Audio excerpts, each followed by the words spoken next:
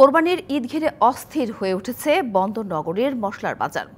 চট্টগ্রামের খাতুনগঞ্জে বেড়েছে বেশিরভাগ মশলার দাম, বেশি বেড়েছে এলাচের।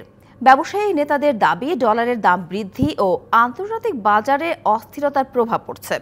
এদিকে ভোক্তা সংগঠনগুলোর দাবি সিন্ডিকেটের কারণেই দামের এই অস্বাভাবিক বৃদ্ধি।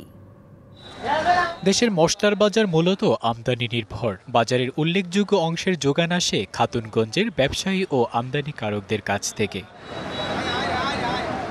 কাস্টমসের তথ্য মতে চট্টগ্রাম বন্দর দিয়ে বিভিন্ন দেশ থেকে জিরা, এলাচ, দারচিনি, লবঙ্গ সহ নানা ধরনের মশলা আমদানি করা হয়।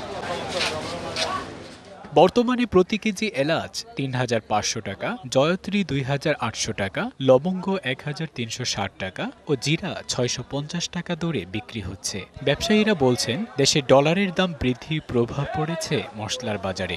ডলারের সংকট, তারপর এমনি যুদ্ধের বিষয়, এগুলো নিয়ে আসলে এক ধরনের অস্থিরতার মধ্যে আছে। কন্টেনার ভাড়া বেশি, তারপর ভেসেলের ভাড়া বেশি।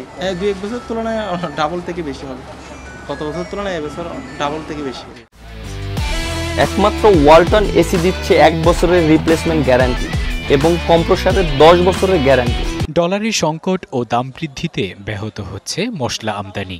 ডলার সংকটের কারণে আমরা স্বাভাবিক যে আমদানি বিশেষ করে তারা করতে পারেন নাই। আপনারা জানেন যে গত বছরের আগের বছর যেখানে ডলারের দাম ছিল ৮০ থেকে ৮৫ টাকায়, টাকার মানের বিপরীতে সেখানে এখন সেটি দাঁড়িয়েছে ১১৫ থেকে ২০ টাকায়।